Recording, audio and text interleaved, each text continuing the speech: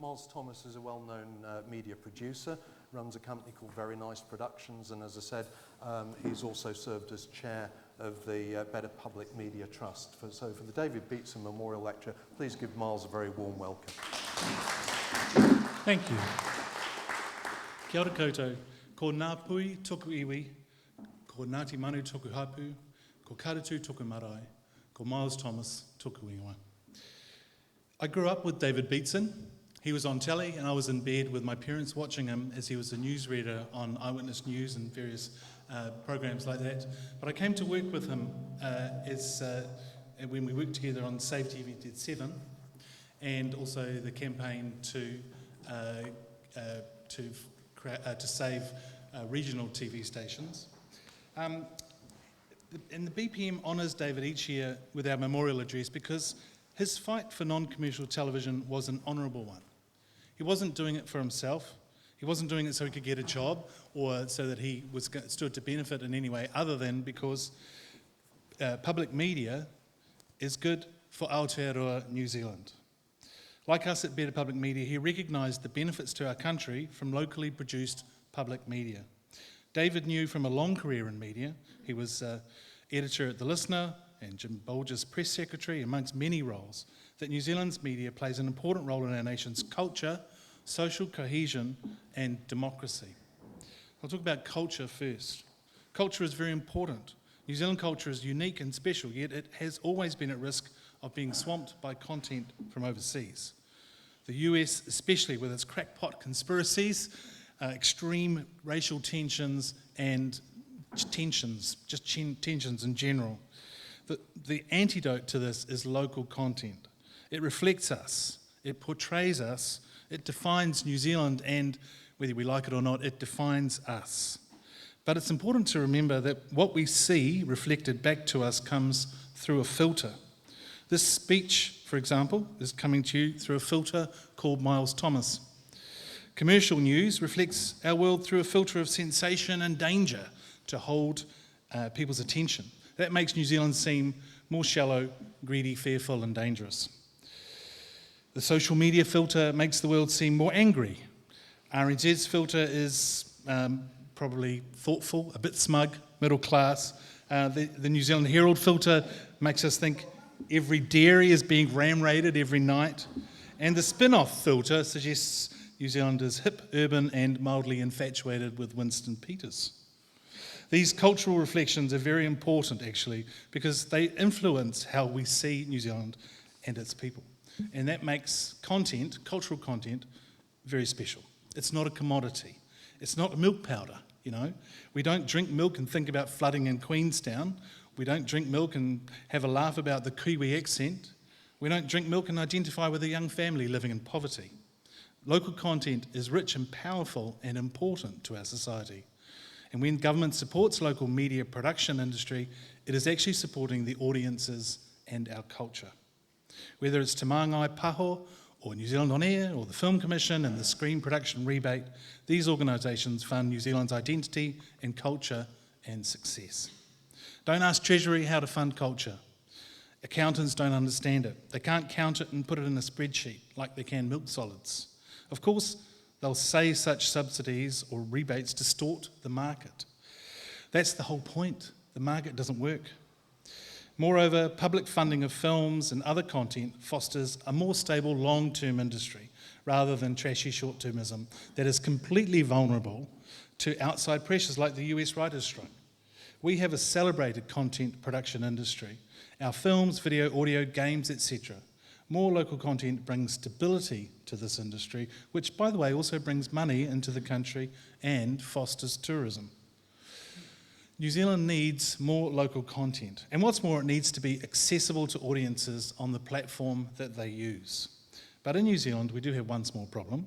Unlike Australia, we can't use a quota because our GATT agreement does not include a carve-out for local musical media quotas.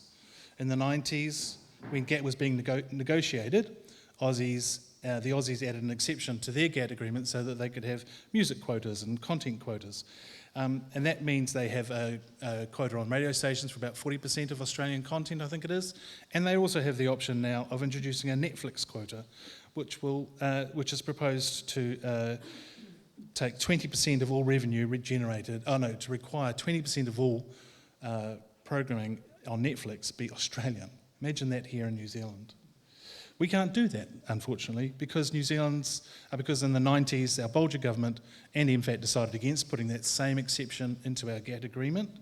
But there is another way of doing it, and I will, if we take a lead from Denmark and many other states, which I'll get to in a minute. The second important benefit of locally produced public media is social cohesion, how society works, the peace and harmony and respect that we show each other in public.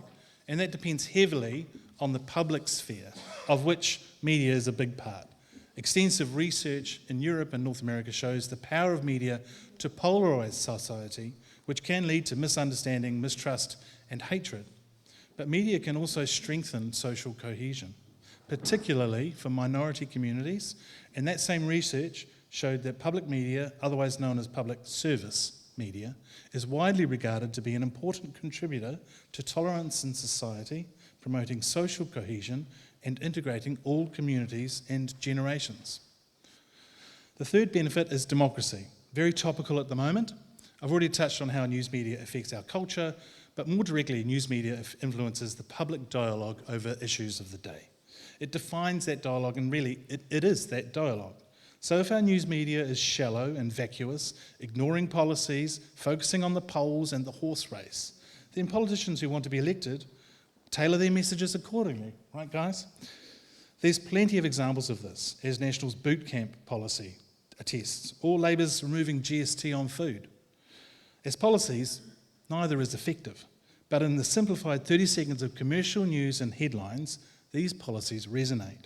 Is that a good thing that policies that are known to fail are nonetheless followed because our news media cater to our base instincts and short attention spans? In my view, commercial media is actually a disaster for democracy all over the world. But of course, we can't control commercial media. No one's suggesting that, okay? If anyone's watching out there, we're not suggesting that we're not a dictatorship, but what we can do, the only rational thing we can do, is to provide stronger, locally produced public media. And unfortunately, New Zealand lacks public media.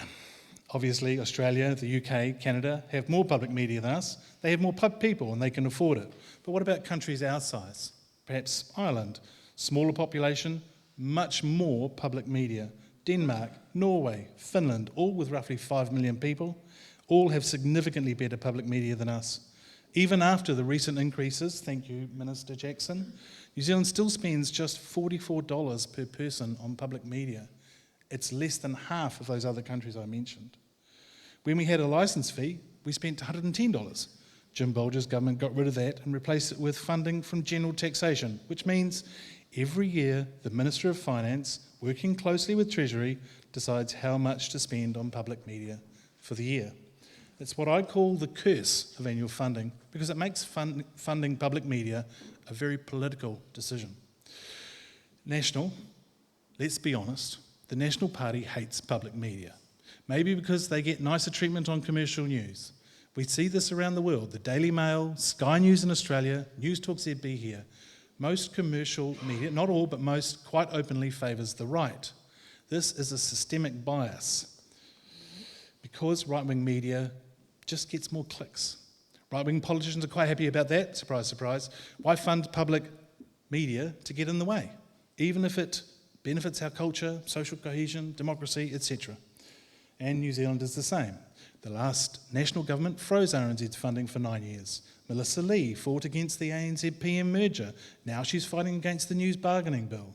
As Minister, she could cut RNZ and New Zealand On Air's budget, but it wouldn't be just cost-cutting. It would actually be political interference in our news media, an attempt to skew the national conversation in favour of the National Party by favouring commercial media. So, Aotearoa New Zealand needs two things. More money to be spent on public media and less control by the politicians. Sustainable funding, basically. And the best way to achieve it is a media levy. For those who don't know, a levy is a tax that is highly targeted, and we have a lot of them, like the Telecommunications Development Levy, or TDL, which currently gathers 10 million a year from internet service providers like Spark and 2 Degrees, and it pays for rural broadband. We're all paying for the better internet for farmers, basically. When first introduced by the previous national government, it collected $50 million, but it has dropped down a bit lately. It could go back up. This is one of many levies that we live with, and actually we barely notice them. Like the levy we pay on our insurance to cover the Earthquake Commission and the Fire Emergency Levy, there are maritime levies, and energy levies to fund IKA and Waka Kotahi. There's a levy for building consents for MB. A levy on advertising pays for the ASA. A levy funds the Broadcasting Standards Authority. Lots of levies, they're very effective. So, who could the media levy? ISPs like the TDL, sure. Raise the TDL back up to 50 million or perhaps higher, and it only adds $1 to everyone's internet bill. There's $50 million right there. But the real target should be big tech, social media and large streaming services. I'm talking about, obviously, Facebook, Google, Netflix, YouTube, so on. These are the companies that have really profited from the advent of online media and at the expense of locally produced public media. We need a way to get these companies to make or at least fund content creation here in Aotearoa. Denmark recently proposed a solution to this problem with an innovative levy of 2% on revenue of streaming services like Netflix, Amazon, Prime and Disney. But that 2% rises to 5% if that streaming company doesn't spend at least 5% of their revenue in Denmark, revenue collected in Denmark, Denmark joins many other European countries already doing this.